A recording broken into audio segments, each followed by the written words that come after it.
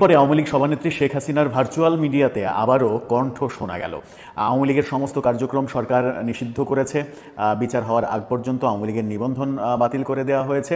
এরই ফাঁকে আমরা দেখলাম যে গত রাতে শেখ হাসিনা আওয়ামী লীগের যে সামাজিক যোগাযোগ মাধ্যমের পেজ ফেসবুক এবং ইউটিউবে সেখানে লাইভে আসলেন রাতে, এবং লাইভে সম্ভবত 5 আগস্টের পরে যে সকল আওয়ামী লীগের কর্মী নেতারা মারা গেছে তাদের পরিবারের সদস্যরা সেখানে সংযুক্ত ছিলেন, তাদের উদ্দেশ্যে বেশ আধা ঘন্টারও বেশি দীর্ঘ একটা ভাষণ দিতে দেখা গেল শেখ হাসিনাকে। সেখানে একটা দুইটা কথা, গুরুত্বপূর্ণ কথা বলেছেন। সেটা হচ্ছে যে সংবিধান, এই সরকার যে সংবিধান সংস্কারের উদ্যোগ নিয়েছে সেটার বিরুদ্ধে তিনি কথা বললেন যে এই সংবিধান যেটা মুক্তিযুদ্ধের মাধ্যমে অর্জিত যে সংবিধান, সেই সংবিধান পরিবর্তন, সেই সংবিধান ছুঁড়ে ফেলে দেওয়ার পায়তারা করছে প্রফেসর ইউনূসের সরকার, এমনটা তিনি বলার চেষ্টা করলেন। এবং তিনি এটাও বলার চেষ্টা করলেন যে সংবিধানে হাত দেওয়ার প্রফেসর ইউনূসকে, তিনি তো নির্বাচিত কেউ না, নির্বাচিত প্রতিনিধি না, নির্বাচিত সংসদ নেই, সেহেতু সংবিধানে হাত দেওয়ার কোনো এখতিয়ার তাদের নেই।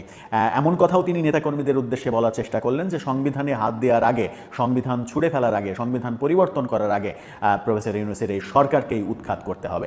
প্রথমবারের মতো সম্ভবত এই ধরনের ল্যাঙ্গুয়েজ আমরা দেখলাম যে সরকারকেই উৎখাত করতে হবে, প্রফেসর ইউনূসকে বিদায় করে দিতে হবে, এমন ল্যাঙ্গুয়েজে তিনি কথা বলার চেষ্টা করলেন। অর্থাৎ সংবিধান নিয়ে যদি সরকার কাটাছেড়া করার চেষ্টা করে সেটা আওয়ামী লীগ মানে রুখে দেওয়া কিংবা আওয়ামী লীগের কর্মীদের সেই ধরনের একটা মেসেজ তিনি দেওয়ার চেষ্টা করলেন। এছাড়া করিডোর এবং বন্দর প্রসঙ্গেও কথা বলেছেন যে সরকার করিডোর এবং বন্দর বিদেশিদের হাতে তুলে দেওয়ার চেষ্টা করছে, যেটা আমি বিদেশিদের হাতে আমেরিকার সঙ্গে আতাত করিনি বলে আমেরিকার ডিপ স্টেটের ষড়যন্ত্রে আওয়ামী লীগ সরকারের পতন ঘটানো হয়েছিল, এমন কথা তিনি বলার চেষ্টা করলেন। জঙ্গি প্রসঙ্গে তিনি কথা বলেছেন যে আমি আমার সময়ে জঙ্গি নির্মূল করেছি, জঙ্গিদের শেকড় উৎপাটন করেছি, জঙ্গিদের বিরুদ্ধে কার্যকর পদক্ষেপ নিয়েছি, কিন্তু বর্তমান প্রফেসর ইউনূসের এই সরকার জঙ্গিদের মদদ দিচ্ছে, জঙ্গিদের পৃষ্ঠপোষকতা দিচ্ছে, জঙ্গিরাই এখন দেশ চালাচ্ছে, এমন কথা তিনি বলার চেষ্টা করলেন।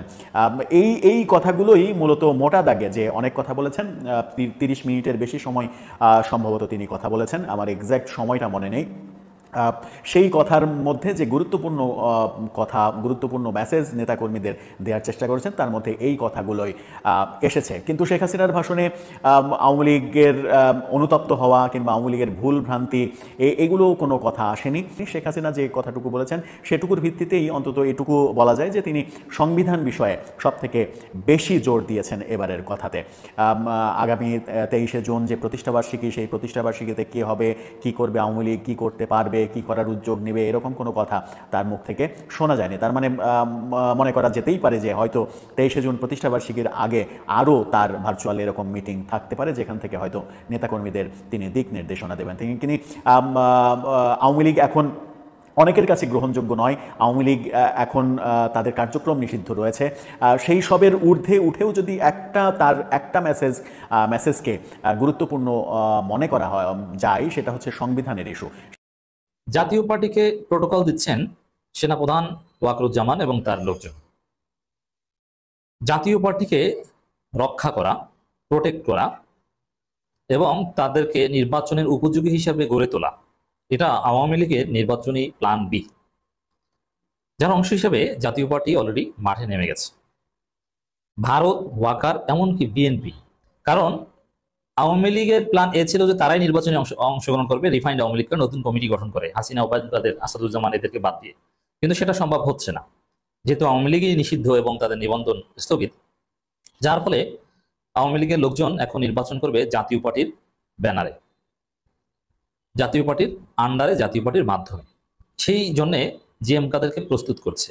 এই যে দেখেন, জিএম কাদের ভয়ে রাজনীতি ছেড়ে দেওয়ার কথা, কিন্তু না, সরকারের বিরুদ্ধে কঠিন কঠিন কথা বলছে এবং নানান বাধা বিপত্তি অতিক্রম করে মাঠে নামছে মাঝে মাঝে। মানে জিএম কাদেরের সম্পত্তি জব্দ, দেশটাকে নিষেধাজ্ঞা, জেলে থাকার কথা, কিন্তু সে জিএম কাদের কথা বলছেন বড় বড়। এই সাহসটা পেল কোথায়? এই সাহসটা পেল ওয়াকারের কাছ থেকে। এমনকি সরকারেরও কেউ কেউ তাকে গ্রিন সিগন্যাল দিয়েছে, তুমি বলো, সমস্যা নেই।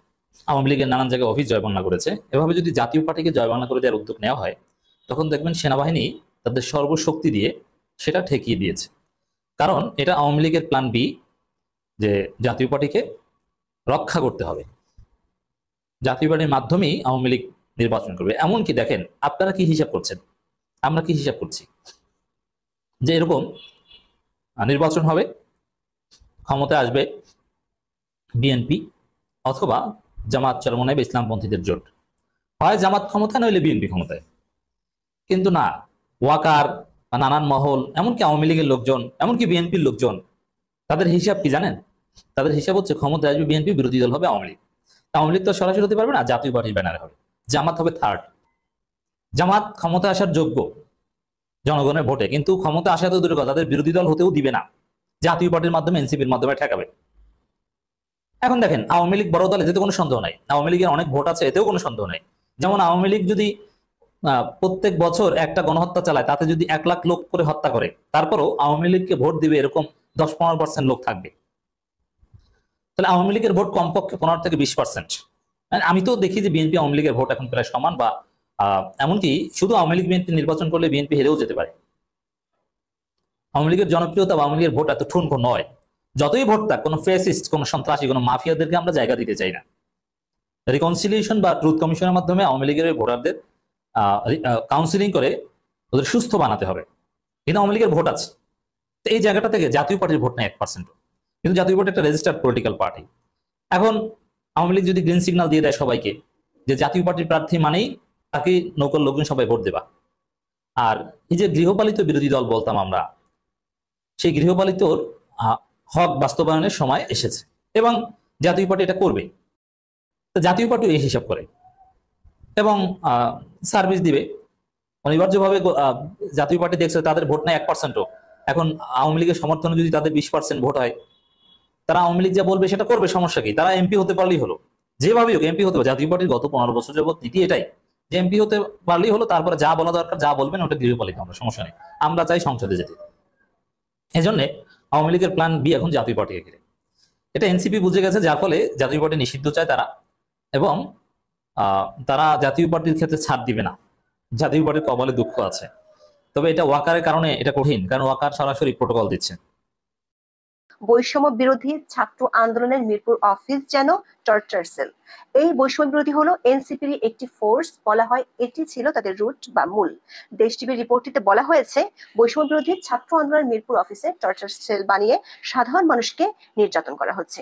এক ব্যবসায়ীকে ধরে এনে নির্যাতন করে ব্ল্যাঙ্ক চেক ও স্টাম্পে স্বাক্ষর করিয়ে নেওয়ার অভিযোগ রয়েছে। ভুক্তভোগীরা জানিয়েছেন, অভিযুক্তদের অধিকাংশই এনসিপির আহ্বায়ক, সাবেক তথ্য উপদেষ্টা নাহিদ ইসলামের ছোট ভাই পরিচয়ে মিরপুরের প্রভাব বিস্তার করেন। তার সঙ্গে তোলা ছবি দেখিয়ে সরকারি কর্মকর্তাদের চাপ দেন। শুধু সরকারি দপ্তরেই নয়, মিরপুরের বিভিন্ন বসত বাড়িতে হামলা ও লুটপাটের অভিযোগও আছে। ভুক্তভোগীরা এতটাই আতঙ্কিত যে বিচার চাওয়া তো দূরে থাক, অভিযোগ জানানোর মানসিক অবস্থাতেও নেই। বরাবরের মতোই এনসিপি নেতা নাহিদ ইসলাম অবশ্য অভিযুক্তদের চেনেন না বলে দাবি করেছেন। টর্চার সেলের এই অভিযোগ যখন সামাজিক মাধ্যমে ছড়িয়ে পড়ছে, তখন এনসিপি নেতা সরার তুষারের বিরুদ্ধে যৌন হয়রানির অভিযোগ বেশ দগদগে। এনসিপির যুগ্ম আহ্বায়ক সরার তুষারের বিরুদ্ধে দলের এক নেত্রীকে কুপ্রস্তাব দেওয়ার অভিযোগ তুলেন সাংবাদিক জাওয়াত নির্ঝর। ওই নেত্রীর সঙ্গে কথোপকথনের একাধিক অডিও ফাঁস করেন তিনি। অবশ্য 17 জুন এনসিপির এই নেতা নিজের ভেরিফাইড ফেসবুক পেজে দেওয়া দীর্ঘ পোস্টে ঘটনাটি নিয়ে নিজের অবস্থান তুলে ধরেছেন। সেই পোস্টে তিনি দাবি করেছেন, তিনি কোনো অপরাধ করেননি, এ ধরনের সোশ্যাল মিডিয়া ট্রায়াল ও ব্যাশিং তিনি ডিজার্ভ করেন না। বিষয়টিকে তিনি স্মিয়ার ক্যাম্পেইন হিসেবে মন্তব্য করে বলেছেন, এটি রাজনৈতিক উদ্দেশ্য প্রণীত। তার আগেই অবশ্য তার দল এনসিপি তাকে কারণ দর্শানোর নোটিশ দিয়েছে, যদিও এনসিপির ওই নোটিশে বলা হয়েছে নৈতিক স্খলনের অভিযোগের জবাব চাওয়া হয়েছে। দর্শক খেয়াল করে দেখুন, যৌন হয়রানি হাইকোর্টের নির্দেশনা অনুযায়ী একটি গুরুতর অপরাধ হলেও দলটি এটাকে বলতে চায় নৈতিক স্খলনজনিত অপরাধ। এনসিপি 5 দিনের মধ্যে সরার তুষারকে অভিযোগের বিষয়ে লিখিত ব্যাখ্যা দিতে বলেছে। পাশাপাশি বিষয়টি নিষ্পত্তি হওয়ার আগ পর্যন্ত সরার তুষারকে এনসিপির সব সাংগঠনিক কার্যক্রম থেকে বিরত থাকতে বলেছে। এবার আবারও একই ধরনের অভিযোগ ওঠার পর স্বাভাবিকভাবে প্রশ্ন উঠেছে, এনসিপির এই কারণ দর্শানোর নোটিশ বরাবরের মতোই আইওয়াশ কিনা। কারণ সার্জিস আলম, হান্নান মাসুদ সহ বেশ কয়েকজন নেতাকে এর আগে এমন কারণ দর্শানোর নোটিশ দেওয়া হয়েছিল, কিন্তু তাদের বিরুদ্ধে কোনো ব্যবস্থা নিতে সংগঠনটিকে দেখা যায়নি। দর্শক, দল গঠনের পর 18 জুন পর্যন্ত এনসিপির বয়স মাত্র 3 মাস 10 দিন, দিনের হিসেবে 130 দিন। এই দ্রুততম সময় এনসিপির যুগ্ম সদস্য সচিব গাজী সালাউদ্দিন তানভীরের বিরুদ্ধে ওঠা 400 কোটি টাকা কমিশন বাণিজ্য অতীতের সব অভিযোগকে ছাড়িয়ে গিয়েছিল। জেলা প্রশাসক বা ডিসি নিয়োগে অবৈধ তদবির সহ নানা অভিযোগ আছে তার বিরুদ্ধে। এই অভিযোগগুলো গণমাধ্যমে প্রকাশিত হওয়ার পর তাকে দল থেকে সাময়িকভাবে অব্যাহতি দেওয়া হলেও এখনো স্থায়ী বহিষ্কার করা হয়নি। দুর্নীতি দমন কমিশন তাকে একাধিকবার জিজ্ঞাসাবাদ করেছে বটে, কিন্তু এখনো দৃশ্যমান তেমন কিছুই দেখা যায়নি।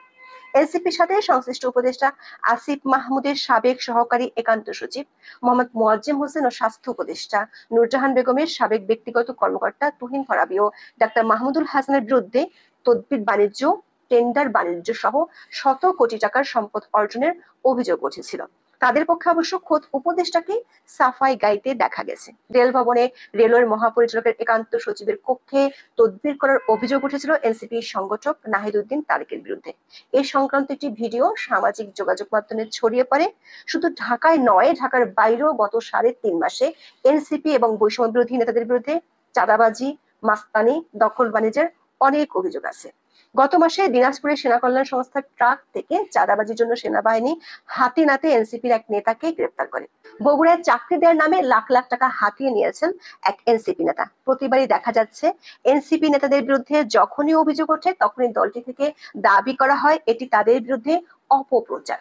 চাঁদাবাজ নেতাকে থানা থেকে ছাড়িয়ে আনা, মংলাবন্দর ইস্যু, বিলাসবহুল গাড়ি ব্যবহার অভিযোগ থাকা সত্ত্বেও আব্দুল হান্নান মাসুদকে শুধু একটি শোকজ নোটিশে দেওয়া হয়েছিল। পঞ্চগড়ে 400 গাড়ির বহর নিয়ে শোডাউন করে সমালোচিত হয়েছিলেন দলটির উত্তরাঞ্চলের মুখ্য সংগঠক সার্জিস আলম। এমনকি তখন নিজের সম্পদের বিষয়ে হাস্যকর মন্তব্য করে সামাজিক যোগাযোগ মাধ্যমে বিদ্রুপের শিকারও হন। অবশ্য দলটির নেতাদের মধ্যে খুব কমই পাওয়া যাবে যারা বিলাসবহুল গাড়ি ব্যবহার করেন না। সেসব গাড়ির উৎস কি সে সম্পর্কে নতুন এই দলটি কখনোই স্পষ্ট করে কিছু বলেনি। শুধু নেতা নয়, দলটির অর্থের উৎস নিয়েও নানা সময়ে প্রশ্ন উঠেছে। দামি ভবনে দলীয় কার্যালয় কিভাবে চলে? পাঁচতারা হোটেলে ইফতারের বিশাল শোডাউন দেখে অনেকেই দলটি পরিচালনায় আর্থিক স্বচ্ছতা নিয়েও প্রশ্ন তুলেছেন। প্রশ্ন রেখেছেন এনসিপি নতুন রাজনৈতিক বন্দোবস্তের কথা বললেও তাদের কর্মকাণ্ডে পুরনো রাজনীতির ছাপ দেখা যাচ্ছে।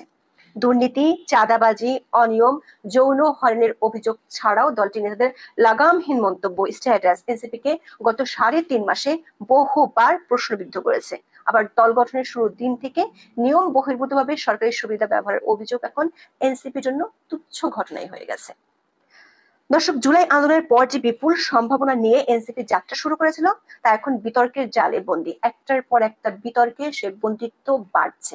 গত 3.5 মাসের মধ্যে প্রতি সপ্তাহে দলটির কোনো না কোনো নেতার অনিয়ম নিয়ে গণমাধ্যমে খবর হয়েছে।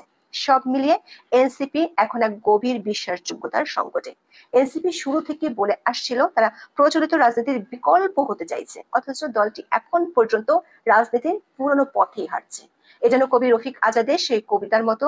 দর্শক, সম্পূর্ণ ভিডিওটি দেখলেন, আশা করি বিষয়টি বুঝতে পেরেছেন। এ নিয়ে আপনার গুরুত্বপূর্ণ মন্তব্যটি অবশ্যই কমেন্ট বক্সে জানিয়ে দিবেন। ধন্যবাদ।